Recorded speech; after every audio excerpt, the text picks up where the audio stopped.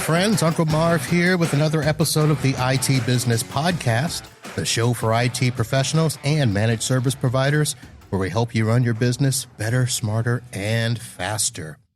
We are continuing with the Member Spotlight Series for the NSITSP, the National Society of IT Service Providers, the organization that is going to help us, kind of figure ourselves out in the world, get ourselves a little bit more professional, get some seats at the table when it comes to people trying to run our industry and tell us how we should be.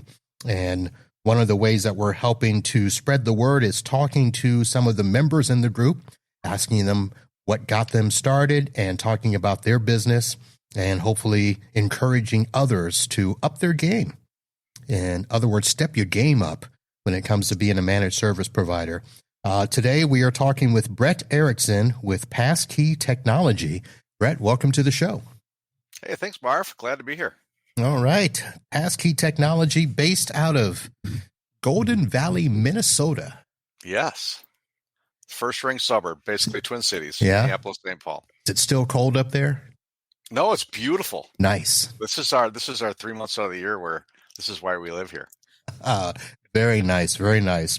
So, Bret, I know that, Passkey Technology has been around a while. I know that it started in the late 90s. You guys came in and took over, from what I understand. Is that a correct way to summarize it? That's correct. Started in 1991.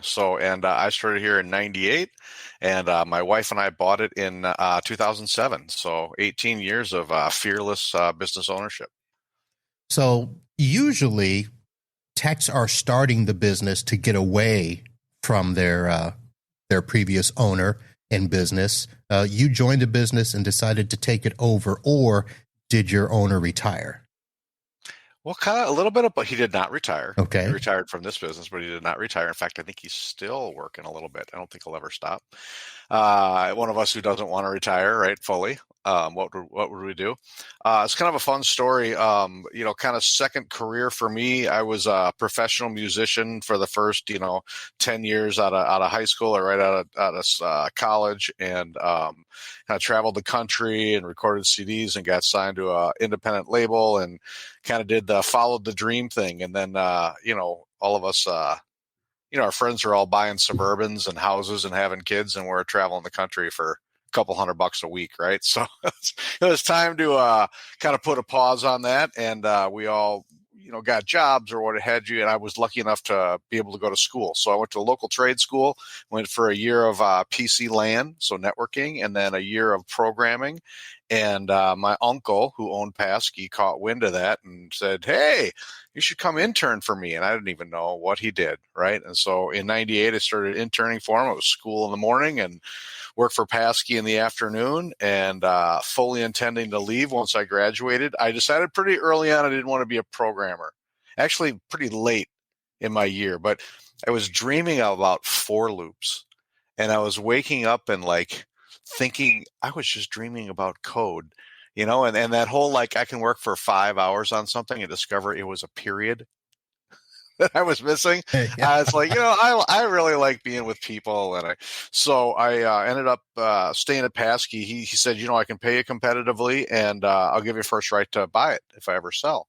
Nice. So on we go. So I started working for him full time. And then in 2006, probably he started to get a whisper of somebody looking to possibly acquire him. And I put my hand up and said, "Hey, wait a minute. You talked about me having first right to buy it." And he said, "Really? Are you really serious? You could buy this thing?" And I said, "Well, yeah, exactly. Are you serious? Let's talk numbers." So, banks and business plans and lawyer, and next thing you know, my wife and I owned it in 2007. And it was a hard cut too. He was just out. It wasn't like I'll stay for a year. It was like, here you go, good luck. Wow. So a little risky, but so here we are. Let me ask you this: were you employee number 2? So funny. He had 14 people, I think, 11 or 14 people or something. They were a database development company. He worked at a place called Control Data, which is Minneapolis based, but they were international, really. And he left and put up a shingle to do database programming. And then, you know what? This is 1991, 2, 3, 4. These clients of his started getting computers. Hey, Kevin, that was my uncle. Hey, Kevin, can you set this computer up? Hey, Kevin, they sent us this thing with all this, what do they used to call that? BNC or, all the old Oh, the wiring. token ring. Token ring, you got it. I saw some of that when I first started. And it's just all of a sudden we're no database development. We're all networking. So, they dropped down to just himself and our assistant. So yes, when I started, it was myself, my uncle, and an assistant. Okay. And he doesn't remember extending the offer to you because he thought, yeah, that'll never happen. Yeah, I think he remembered.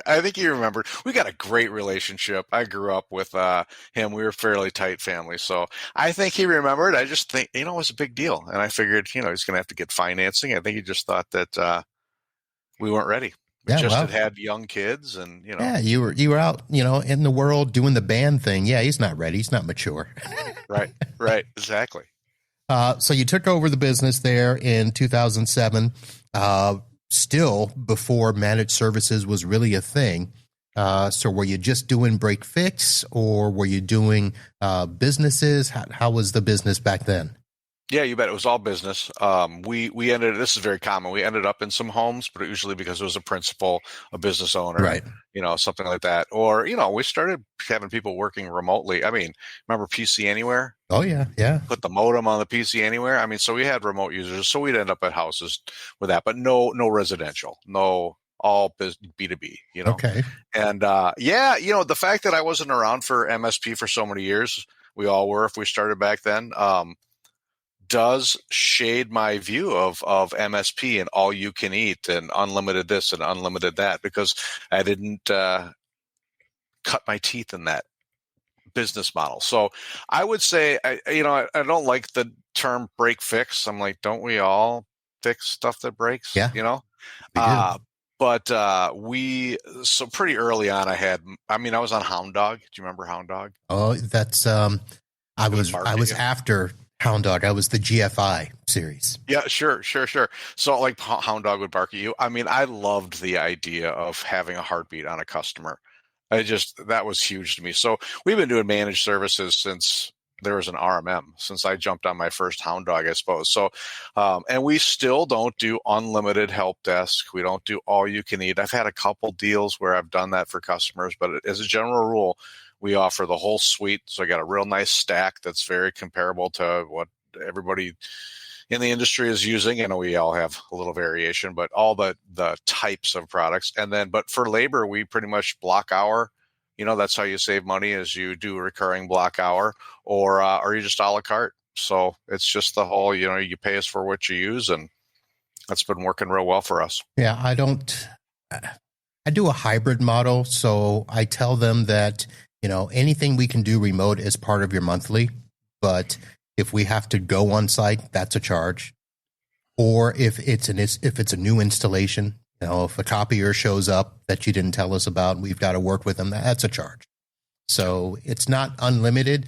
So I think our last agreement, we actually put in remote support 9 to 5, or limited remote support 9 to 5, Monday through Friday, or something like that, just to let them know that, don't be calling it Saturday 8 p.m. thinking that that's included. Yep. So. Yep. I mean, and I always say we could get pulled into it. I really try to embrace change. I don't like change. Yeah. Just like most of us, I can't stand change. But boy, I tell you, you just have to be ready to roll with the punches and be willing to change. So I try not to be a dinosaur. Right. I'm 55, so I'm still young, but I'm not young. So I always say, I'm just trying not to be a dinosaur, trying to stay relevant and ready to pivot and change with the industry. So, I mean, we're kind of talking MSP philosophy here in terms of the way that you do run your business versus what is, perceived as the MSP standard, for now. What do you think is, going to be the way going forward for us over the next 3 to 5 years? Boy, I tell you, there's some big factors to that. I think Microsoft and Intune and how they're chasing the RMM tool, and how pretty much I've always joked that Microsoft if you're making money, Microsoft's coming after you. They're coming after that product set. So I mean, just the SaaS alerts concept or the hunters concept or the threat locker, locking down applications, the zero trust. Those are just some of the ones that they're not quite there yet. But I mean, obviously Defender for endpoint is a done deal.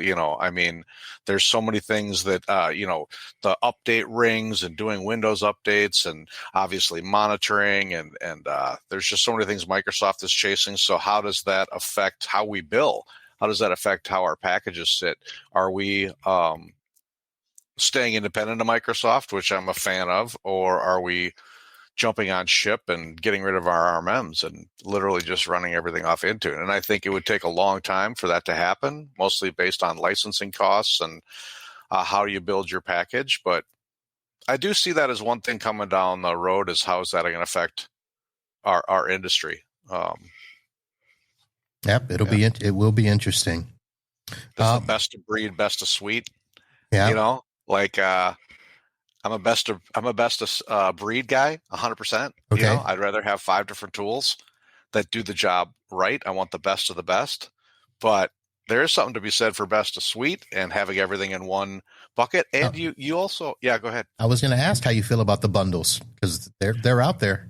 Well, they are out there, and Kaseya. I mean, you obviously got the Kaseyas and other people chasing that, and obviously Microsoft is a big bundler. Bret Locker's starting to do a bundle. Yep. Oh, there's so much overlap. Yeah, it's just crazy. We do demos, and especially with this new Kaseya Ops thing, we're kind of looking at. It's almost too good to be true, the deal. So we're really looking at that hard, and in looking at competitive, there's just so much overlap. This does that and this does that and this kind of does that. And it's just like, so the one thing to said to have everything overlap and have one tool that's kind of best of suite, right? Do we have a provider who will give us everything? The one point I was going to make is you kind of have to follow your customer too, because they'll give you their opinion. I've got one customer who's just like, we just want to be Microsoft. We've found they also are owned. They own a bank, and there's some other big industries that have compliance needs. And I just was in a meeting, and they're like, "No, all Microsoft. It's just easier. I know they're not the best at everything, but I just want everything." So sometimes your decisions are made by where your customer wants to go. Yeah. Unless you want to drop that customer.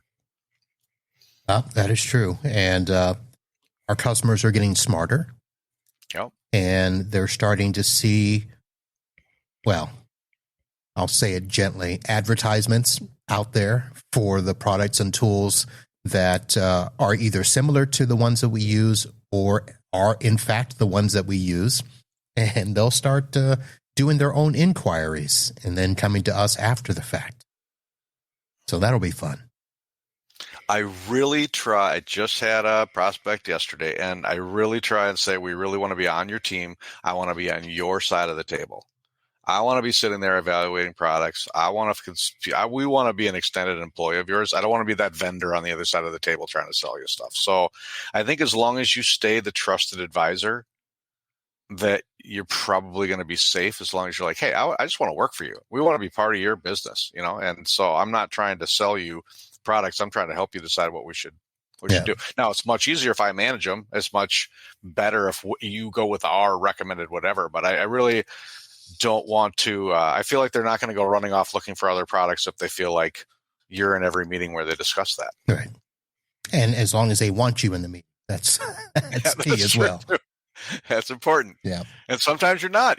We've all had that. Yeah. The customer tells you, "Oh yeah, we're going to do this," and you're like, shouldn't I have been involved in that? It's a cross between hurting your feelings and being just downright frustrated that you're not brought into the loop. Yeah. Yeah.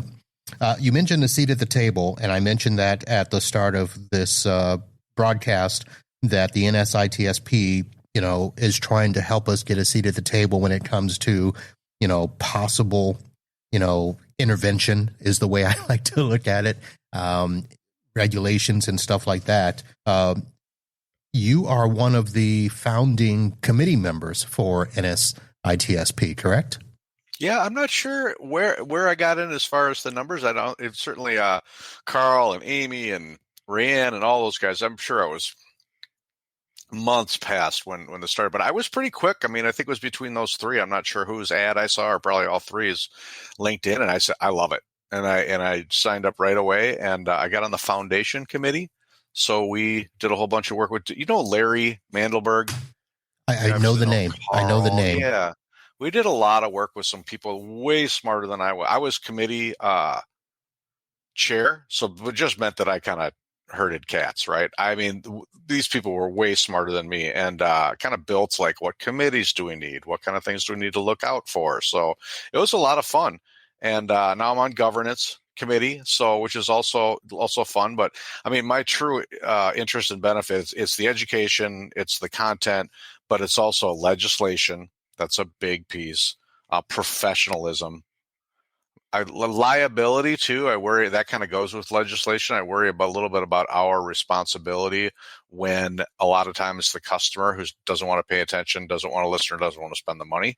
So a little bit of that liability. But yeah, like you opened your opening statement there, Marv, like being told what we're going to do by legislators, and try to have a seat at the table. And then, I mean, it's pretty easy to hang up a shingle and open up an MSP nowadays. And it's decent money. I mean, it's a pretty low cost to entry, and it's a decent living. And so you got a lot of people in this industry who may not be super qualified, or you've got some people that don't care about their customers. So I'm real concerned about our reputation, and I love what the society is doing to try and, I love that mission. We're trying to have a good, protect our reputation. Yeah. So having been somebody that was there from the beginning, I just got in recently. Are there any differences, you think, in the formation of the NSITSP and where we are now? Has the mission kind of been altered a little bit? Have people coming in kind of, tried to steer some new waves into this? Good question. I'm not sure if I have as much perspective on that, but I would say, I'm amazed how it's taken on a life of its own. Mm-hmm. It felt like a very small knit group of people, and now we've got all these committees and so many people involved. And right before we joined, I logged into the site, and I was just kind of browsing around in case I wanted to call anything out. I can't believe the amount of content. I mean, go to that page of events, and it's 3, 4, 5 pages of CMMC, CIS controls, how to build a good MSP, just all kinds of great content out there. So yeah, I think it's grown from conception. It's really blown up. So then the question I'll ask in this way is, can the NSITSP help us standardize MSP best practices? I don't know. That's I don't know. It's going to be a big job, and it's going to take a lot of people, and then you got to have people listen and pay attention to it. We talk about it.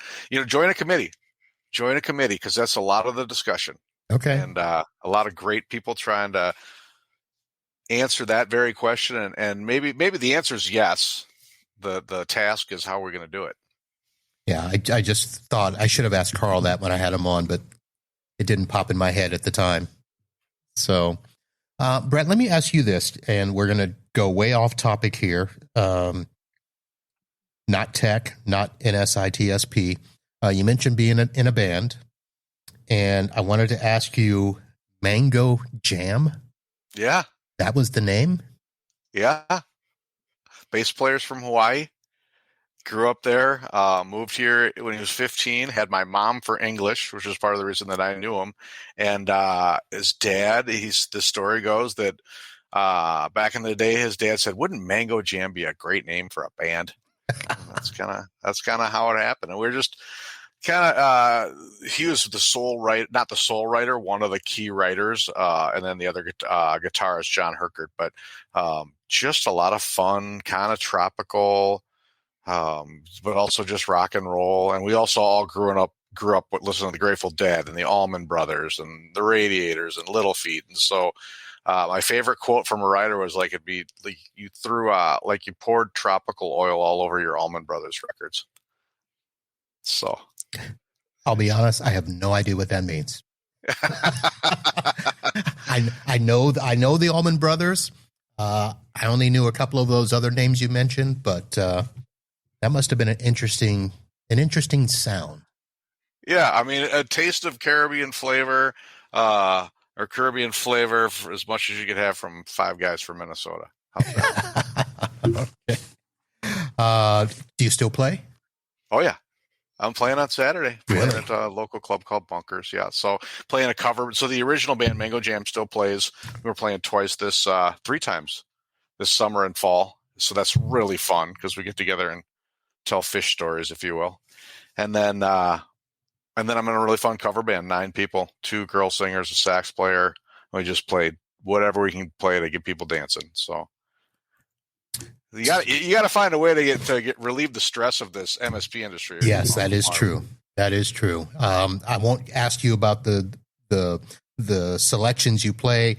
I was just at a reunion this past weekend, and the DJ struggled, I will say, with trying to, and that's a whole nother discussion. But that was unfortunate. Well, have fun there, Bret. It was nice to chat with you and Likewise. Learn a little bit more about Passkey Technology. And yes, there is tech in Minnesota. Yes, and I do need to tune into your podcast. This is just a pleasure to meet you. There's so many podcasts, and I definitely spend some time walking the dogs and listening. So yeah, put you on the list. There is a lot. So I'll tell you this. This is a little preview. It's not going to be out for another week and a half, maybe 2, but wait for one Mackenzie Brown. Okay. It was my last interview at the PAX 8 Beyond conference. And Mackenzie Brown, that sounds familiar. It went off the rails really bad. Okay. That's the one you want to pay attention to. I love that so much. All right. So, ladies and gentlemen, thank you for listening. You've just heard me chat with Bret Erickson with Passkey Technology in Golden Valley, Minnesota. And take heed to his comments on break fix versus MSP and the all-you-can-eat model. And then, of course, we were here promoting the National Society of IT Service Providers, NSITSP.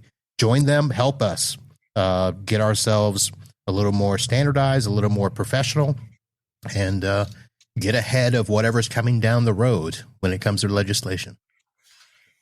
Agreed. All right. Great outro. Yeah. Thanks a lot, Bret. Hey, thank you. And that'll do it, folks. We'll see you with another episode here soon. And until then, holla.